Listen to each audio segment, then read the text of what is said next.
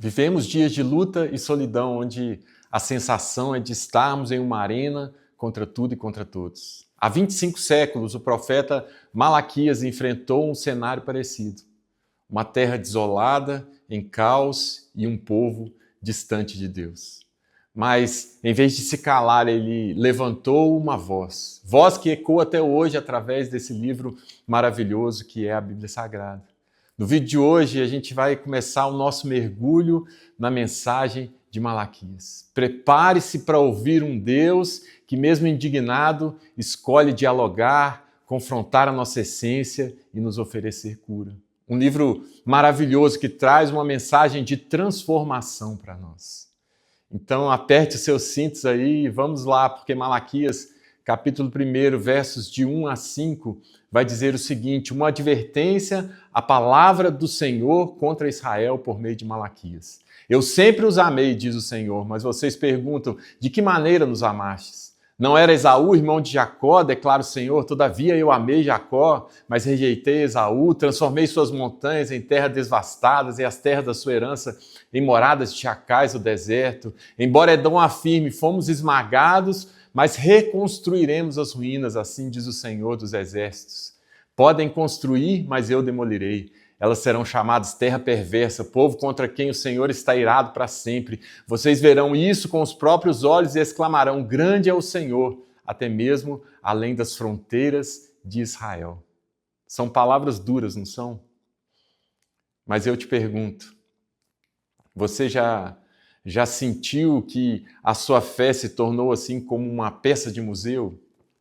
Algo que você ainda possui, mas que não tem mais utilidade ou vida. Malaquias, ele escreveu para pessoas que estavam exatamente assim. O tempo dos grandes milagres de Elias e Eliseu era uma memória distante para o povo de Deus. Aquele entusiasmo da reconstrução de Neemias tinha virado rotina para eles. Eles estavam com um problema gravíssimo. Eles estavam sofrendo de apatia espiritual. Porque a marca de uma igreja decadente é que ela perde o senso de expectativa. O senso de expectativa em Deus, o culto continuava, mas o coração estava ausente. E o livro de Malaquias tem a característica de ser o livro mais argumentativo da Bíblia. É um diálogo entre um Deus apaixonado e um povo cético.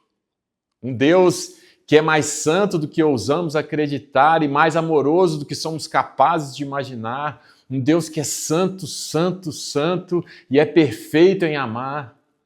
O nome Malaquias significa meu mensageiro e isso, creio eu, traz para esse livro, para esse texto, como que uma sentença, um peso. E nós sabemos que o verdadeiro evangelho sempre confronta antes de confortar.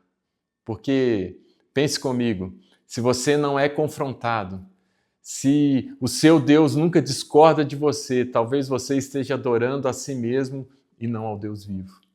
Mas aqui está um profeta que é muito diferente dos nossos ditos profetas contemporâneos. Malaquias é um mensageiro que prefere ser fiel a ser famoso.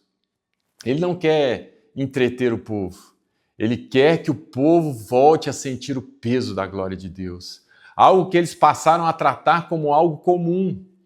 E aí está um grande problema nosso hoje em dia, porque a pregação moderna muitas vezes falha porque quer entreter bodes, enquanto Malaquias queria alimentar e curar as ovelhas. E Deus sempre está atrás de corações que o buscam. Eu penso que Deus prefere o silêncio do templo a um fogo no altar que não queima no coração. E se voltarmos para o texto, você vai ver que já de cara Deus começa com eu vos tenho amado. Mas o povo, mergulhado no pragmatismo, em sua mornidão, responde para Deus, em que nos tem amado? Eles olhavam para a carteira vazia e para as dificuldades políticas e duvidavam do caráter de Deus. E nessa história fica claro que o pecado de Israel não era apenas desobediência, mas era falta de alegria em Deus. Eles não encontravam satisfação na glória de Deus, então buscavam provas materiais do seu amor. Mas Deus logo aponta para a sua soberania e diz: olha, amei Jacó, mas aborreci Esaú. E traz à tona um importante contraste, dizendo que enquanto Edom, Esaú, é deixado à sua própria sorte e perversidade, Israel é disciplinado e restaurado. Deus usa o exemplo de Edom para mostrar que, embora ambos tenham pecado, Israel foi restaurado por sua graça, enquanto Edom colheu a justiça das suas escolhas.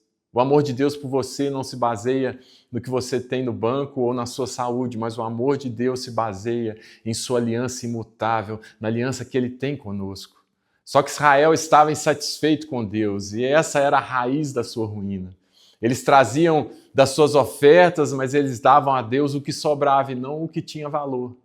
E revelavam assim toda a sua idolatria.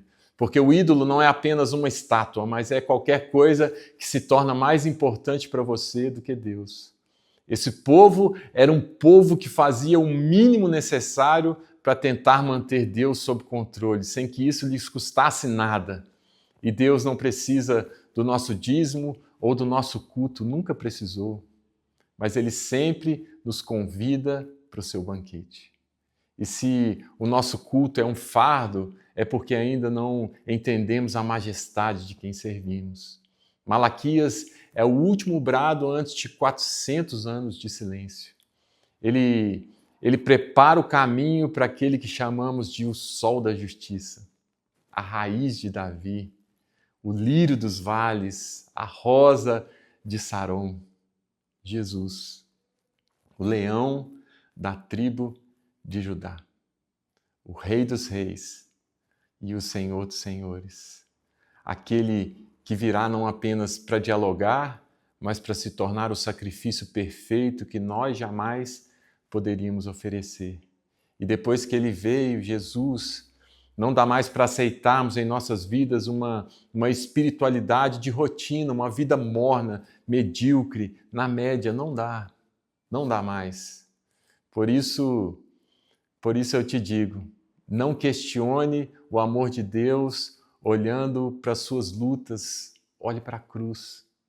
Mude o foco da onde você tem olhado, mude a perspectiva pela qual você tem olhado para a vida. Deus ainda está disposto a ouvir os nossos argumentos, mas Ele nos convida a ouvir os dele. Que a sua vida hoje reflita a grandeza de um Deus que é Senhor também fora dos limites da sua zona de conforto. Cristianismo é Cristo e Ele é o sol da justiça que dissipa toda a apatia espiritual. Ele é o sol que aquece os nossos corações. Então, se exponha a esse sol, deixe-se queimar por ele. E eu tenho certeza que a sua vida será uma vida extraordinária para a glória de Deus. Que Deus te abençoe. E nós estamos só começando.